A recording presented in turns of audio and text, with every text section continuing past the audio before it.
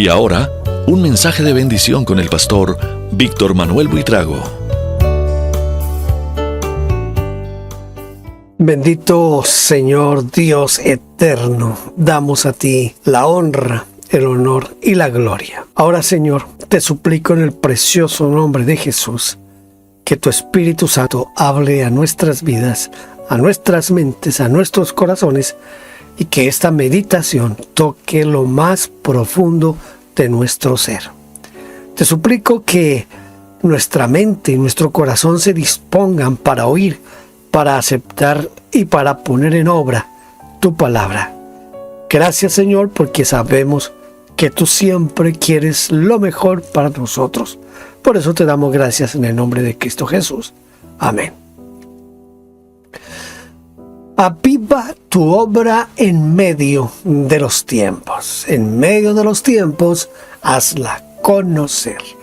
Vamos a hablar hoy acerca de cómo Dios quiere avivar su obra en este tiempo. Son tiempos difíciles, pero son tiempos en los cuales Dios se quiere glorificar en nuestras vidas. Así que vamos entonces a tratar de meditar un poco en aviva tu obra en medio de los tiempos. Habacuc capítulo 3, versículo 2 dice: Oh Jehová, he oído tu palabra y temí. Oh Jehová, aviva tu obra en medio de los tiempos, hazla conocer. En la ira, acuérdate de la misericordia. Necesitamos un avivamiento, pero un verdadero avivamiento del Espíritu Santo. Si tratamos de definir la palabra avivamiento, yo generalmente recurro en primera instancia a lo que nos dice el diccionario de la Real Academia Española de la Lengua, porque allí la definición se va a dar desde ese punto de vista semántico del uso común del término, para después poderlo utilizar dentro de la terminología bíblica y de lo que queremos tratar en este momento. Entonces, según la Real Academia Española, es avivar, es dar viveza, excitar, hacer que arda más el fuego, cobrar vida, revivir. Todo eso tiene que ver con el término avivamiento. Vamos entonces ahora a tratar de iniciar haciendo referencia, no lo voy a leer porque es un poquito extenso, pero usted seguramente que ya conoce este pasaje que está en el libro de Ezequiel capítulo 37, entre los versículos 1 y 14, que comúnmente lo llamamos, o la Biblia misma lo titula, el Valle de los Huesos Secos. El profeta Ezequiel tiene una visión y ve una cantidad de huesos secos en el valle y escucha la voz de Dios que le pregunta si esos huesos van a vivir o no van a vivir. La respuesta de Ezequiel es: Señor, solamente tú lo sabes. Y comienza ese proceso de Dios diciéndole a Ezequiel que profetice, y Ezequiel comienza a profetizar sobre esos huesos secos y comienza a venir, se juntan los huesos, comienzan a venir los tendones, los músculos y la carne y todo. Usted ya conoce el asunto. ¿Por qué traigo a referencia este pasaje de Ezequiel 37? Porque me hago la pregunta si la iglesia de hoy es algo semejante al valle de los huesos secos. Esos huesos secos en ese valle simbolizan falta de vida. No hay vida. Por eso el Señor le pregunta a Ezequiel: ¿vivirán estos huesos? Quiere decir que no estaban vivos. No hay vida en esos huesos. Ningún tipo de vida. Lo traigo a relación porque quiero que usted medite un poco conmigo hoy acerca de avivar nuestra vida y avivar la iglesia. Es decir, la iglesia está compuesta por individuos que somos nosotros. Entonces, si nosotros somos avivados, la iglesia será avivada. Si nosotros no somos avivados, la iglesia no estará avivada. Entonces, una iglesia sin vida, una persona sin vida, es una persona que no gana almas. Es una iglesia que no gana almas. No gana almas porque no siente pasión por las almas, porque la misma iglesia está muerta. Puede ser. Usted ha leído el Apocalipsis, ¿verdad? Y en el Apocalipsis se dice, tiene nombre de que vives, pero estás muerto. Entonces, puede ser que hay iglesias que crean que están haciendo lo que Dios les ha ordenado hacer, pero realmente están alejados de la voluntad de Dios, y especialmente en lo relacionado al avivamiento. Una iglesia que no tiene vida, aparte de que no gana almas, es una iglesia que no ejercita los dones sobrenaturales del Espíritu Santo y tampoco los ministerios.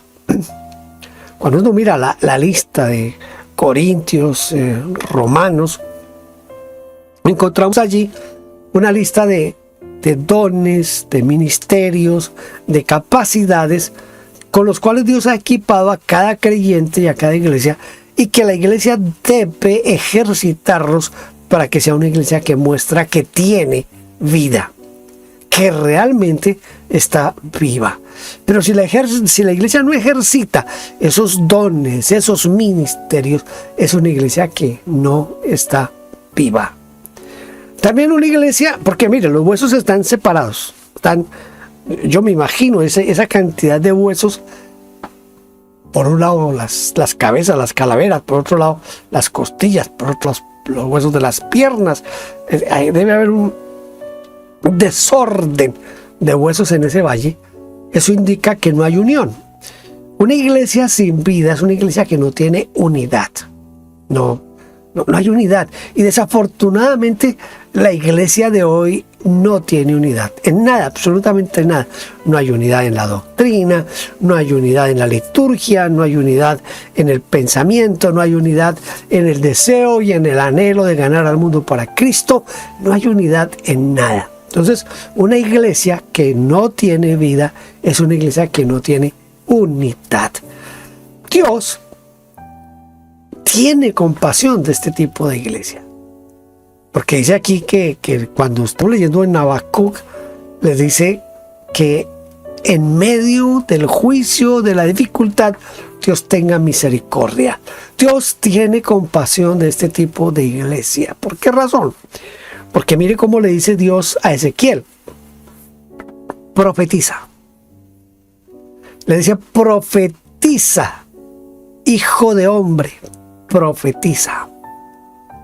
Dice el texto que mientras profetizaba, hubo un ruido.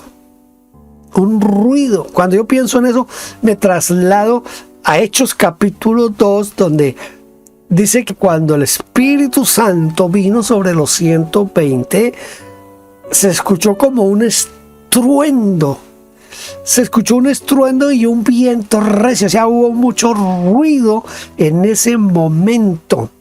Aquí cuando se van a juntar los huesos, cuando Ezequiel comienza a profetizar, se escucha un ruido, un gran estruendo. Ahora comienzan a unirse los huesos, ahora adquieren forma, pero todavía no tienen vida. No tienen vida. ¿Qué le toca hacer a Ezequiel para que estos huesos que ya se han unido, que ya les han venido los músculos, que ya les ha venido la carne? Ahora, ¿qué es lo que tiene que hacer Ezequiel? Ezequiel tiene que profetizar para que haya vida. Ezequiel tiene que invocar al Espíritu de vida. La iglesia de hoy, mi vida hoy, necesita invocar al Espíritu de vida para que haya vida en mí. Mire, no es suficiente.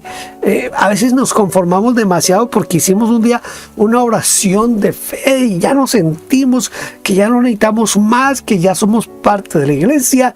y vienen todas esas doctrinas, todas esas teologías que nos garantizan que ya nada ni nadie nos separa de Cristo, que la salvación está ahí, que no nos preocupemos. Pero yo tengo una pregunta para esto, porque se me ocurre, siempre se me ha ocurrido esta pregunta, y es: en las 7 iglesias del Apocalipsis hay una, la última, la iglesia de la Odisea, ¿qué sucede esto? Apocalipsis 3:20 dice: yo estoy a la puerta y llamo.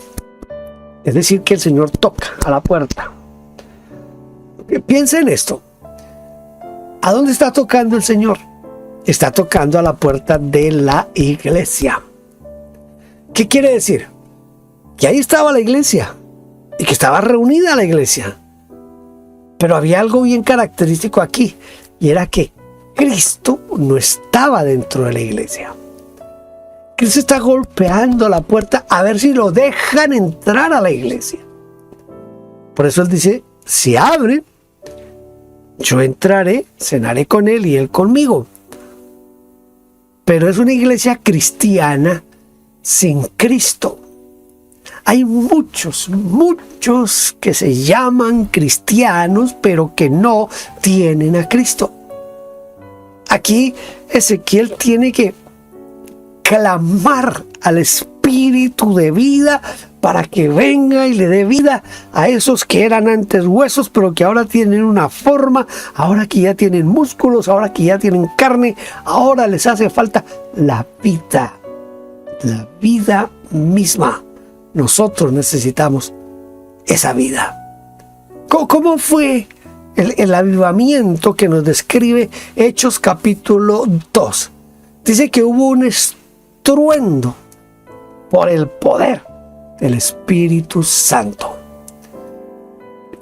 Quiero que se detenga conmigo a mirar un poco sobre el relato que hace Lucas en Hechos 2. Dice que hubo un estruendo fuerte y que vinieron lenguas como de fuego que se posaron sobre los 120 que estaban allí. Yo siempre he creído que la oración, el tiempo de oración, lo comenzaron aproximadamente 500 hermanos. ¿De dónde saco yo eso? De los que estaban en el momento en que Cristo fue levantado. Porque dice que había como 500 en el momento en que Cristo es levantado. A esos 500 es que el Señor les dice: quédense en Jerusalén hasta que sean investidos del poder de lo alto. Muy seguramente los 500 llegaron al aposento alto y comenzaron a orar. Esta es mi teoría, no lo dice la Biblia, pero es mi manera de ver esta situación. Comienzan a orar 500. Seguramente pasó el primer día de oración y no pasaba nada, entonces algunos dijeron: no, y se fueron.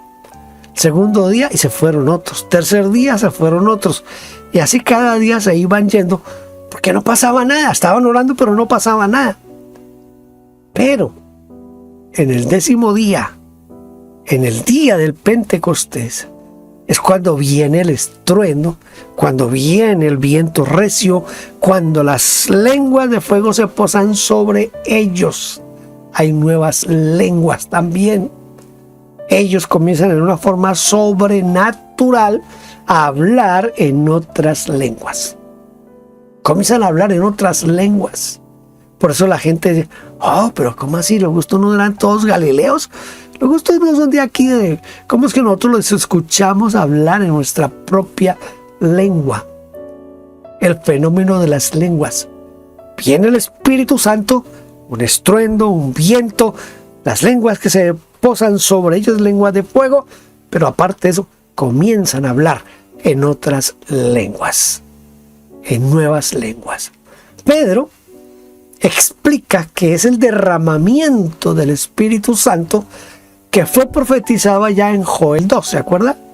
En Joel 2 dice que el Espíritu vendrá y los jóvenes y van a hablar nuevas lenguas y que van a soñar y que van a profetizar y que ese derramamiento del Espíritu Santo que es profetizado en Joel 2 ahora se está cumpliendo aquí en Hechos capítulo 2. Hubo una gran conmoción. Yo he escuchado que en ciertos países hay avivamiento. Y se dice de avivamiento porque las iglesias están creciendo. Ahora, no son todas. Cada país, en ciertos lugares, crecen ciertas iglesias a números exorbitantes, lo que hoy llamamos las mega iglesias. Iglesias de 20,000, de 30,000 personas.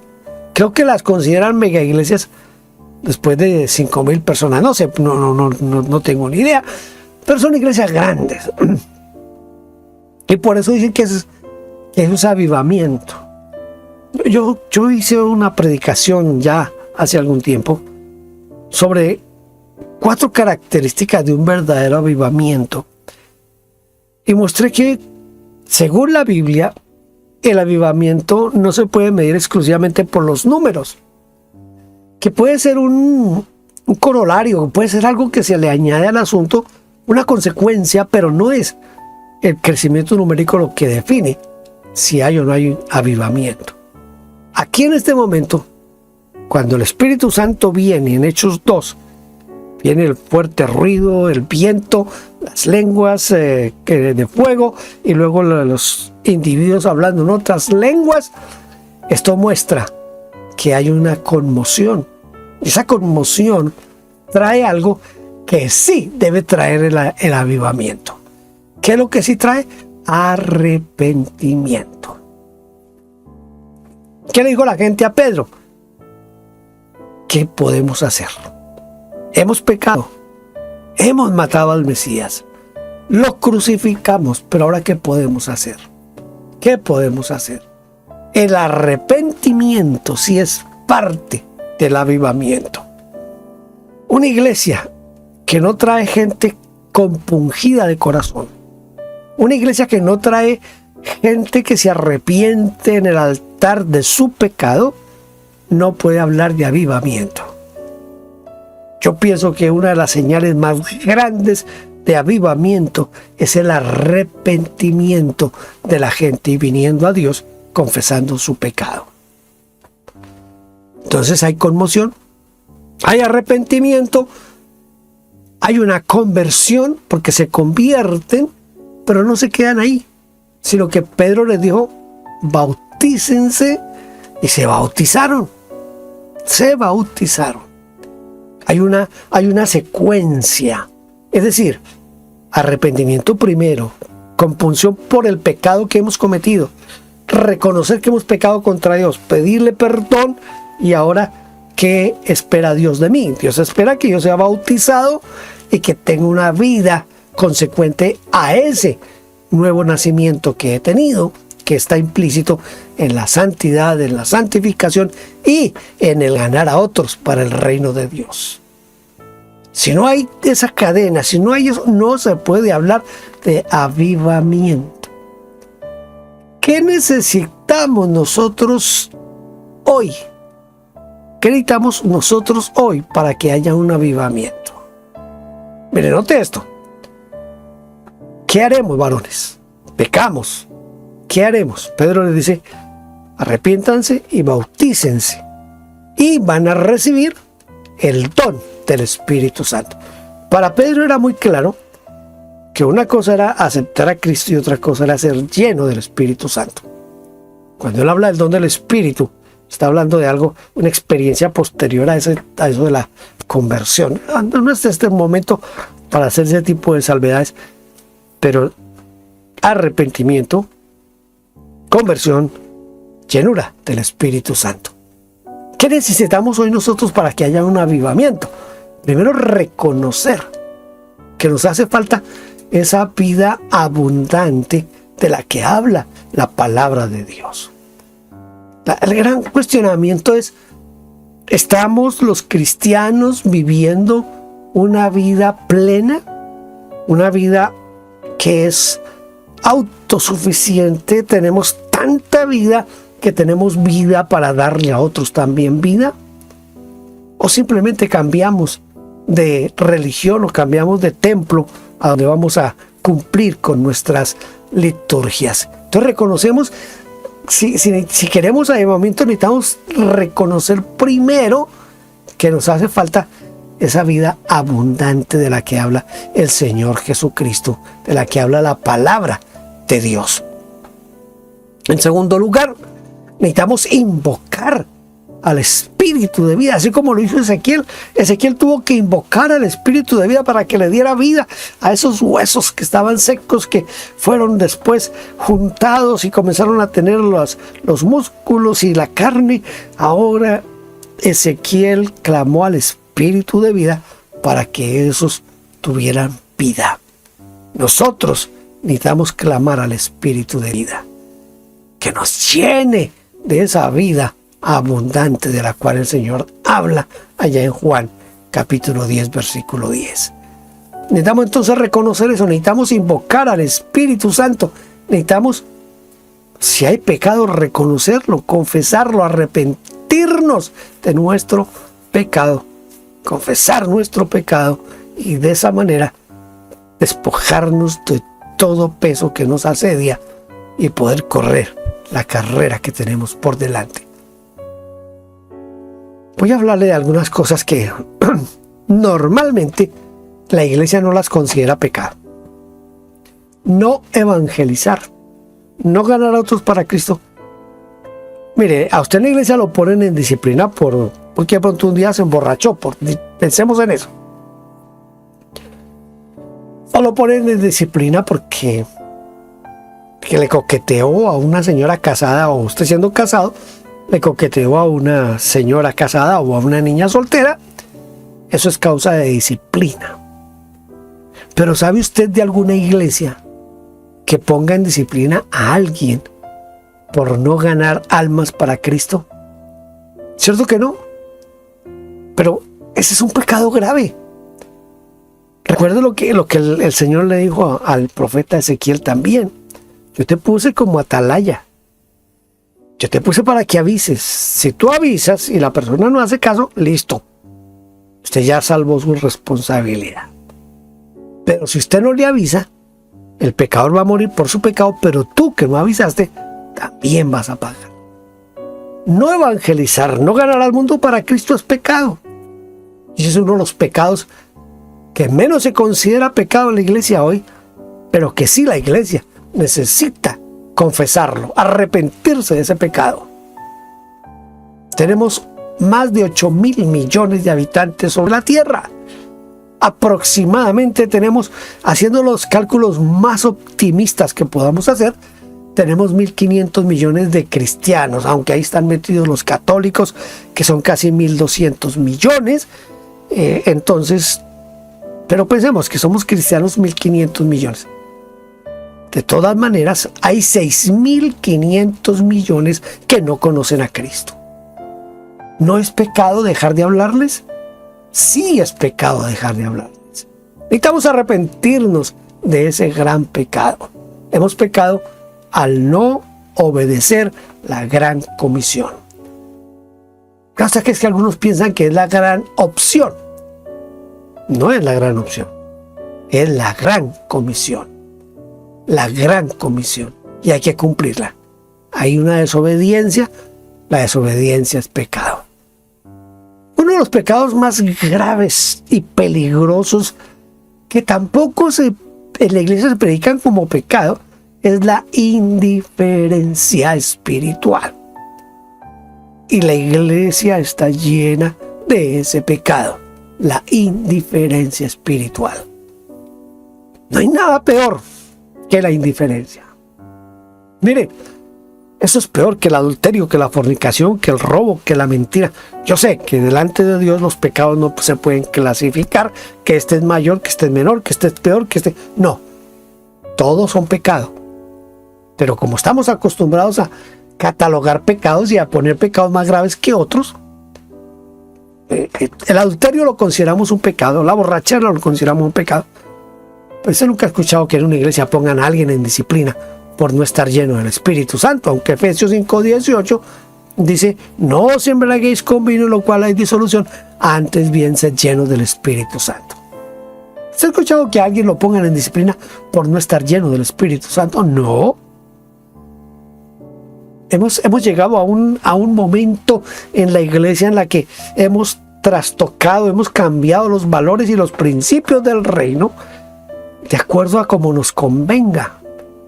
Hay muchas cosas por las cuales tenemos que arrepentirnos para pedirle al Espíritu Santo que avive su obra en medio de los tiempos. Hemos abandonado la vida personal, devocional o devocional personal, la hemos abandonado y como iglesia cada vez oramos menos. Oramos menos.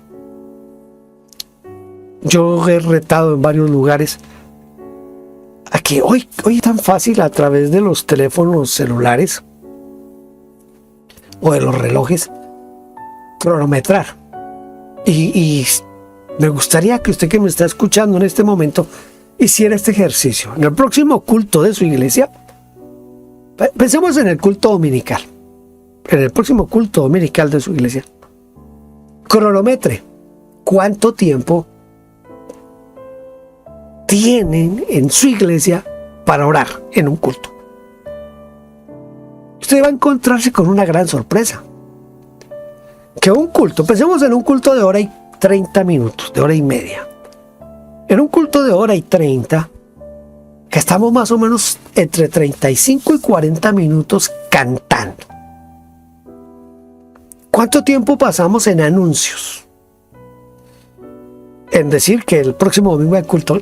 Eso ya todo el mundo lo sabe, no entiendo por qué los pastores siguen usando tiempo anunciando que el próximo domingo hay culto. Que ya la iglesia debiera saberlo.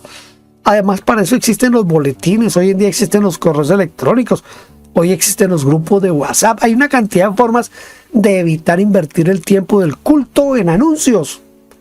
Pero todavía gastamos tiempo en anuncios. Para recoger la ofrenda, porque tienen que primero hacer una predicación de 10-15 minutos exhortando a la iglesia a que ofrende. Ya la iglesia tiene que saber que hay que ofrendar. ¿Qué es lo que le estoy tratando de decir? Que invertimos de esa hora y media del culto, invertimos la mayor parte del tiempo en cosas que no tocan con la vida espiritual directa de mi vida. Entonces, cronometre el tiempo de oración. Yo se lo voy a decir aquí, usted lo puede corroborar o no en su propia iglesia, en su propia congregación. Para iniciar el culto, en algunas iglesias comienzan con una oración. Esa oración dura máximo 40 segundos. Es esa oración de gracias porque podemos estar hoy aquí para adorarte, para bendecirte, 40-45 segundos. Arrancamos a cantar. Algunas iglesias, antes de tomar la ofrenda, hacen otra oración, pero esa oración no supera los 40 segundos. Digamos que llegaron a 50 segundos en esa oración. Listo. ¿Cuál es la siguiente oración? La que a veces hace el pastor antes de comenzar la predicación, que es otra oración que no dura más de 30 segundos. Y luego viene la de finalizar el tiempo de la predicación. En algunas, dependiendo del tema, dependiendo del predicador, esa oración se puede llegar a demorar hasta 2 minutos. Entonces, en un culto de 1 hora y 30 minutos, ¿cuánto tiempo oramos? Las iglesias que más oran, las que son tremendas en oración, oran entre 3 y 4 minutos en un culto de hora y media. La gran pregunta es, ¿cómo esperamos nosotros ser llenos del Espíritu y cómo podemos esperar ser avivados por el Espíritu si en un culto de hora y media oramos, digamos que es una iglesia que súper ora y ora 5 minutos?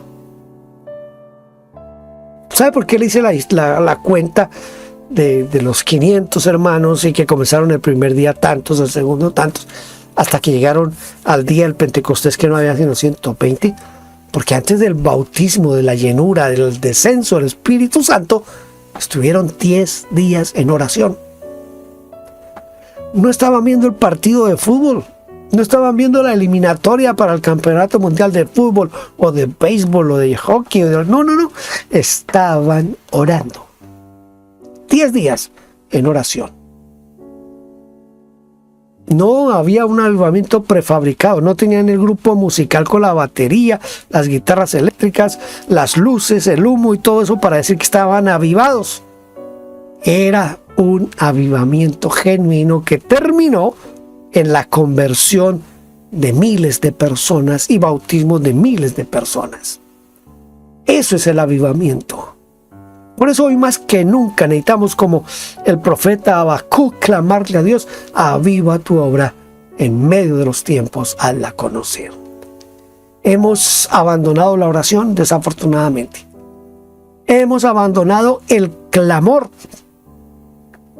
No ha existido ningún avivamiento en la historia de la iglesia que no haya sido precedido por la oración.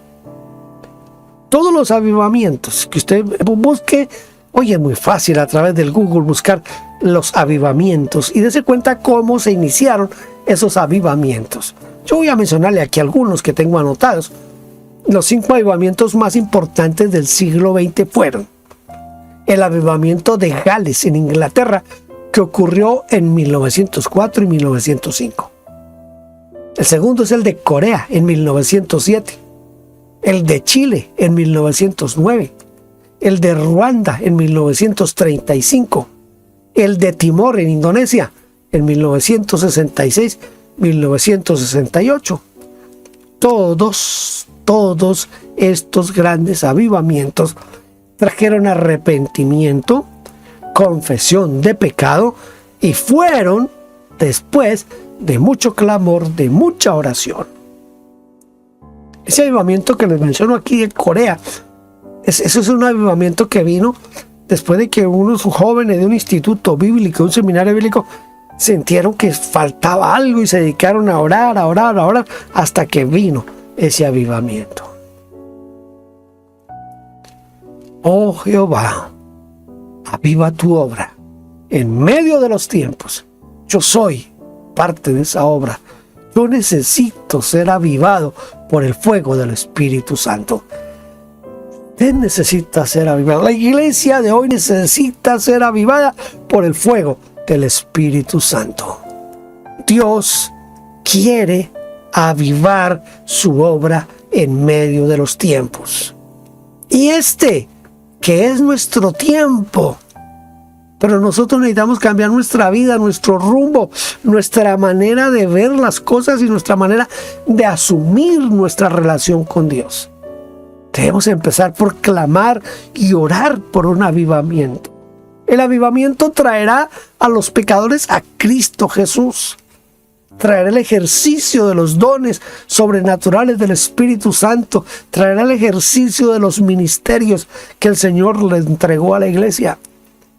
Hoy es el día para que busquemos un avivamiento en nuestras vidas.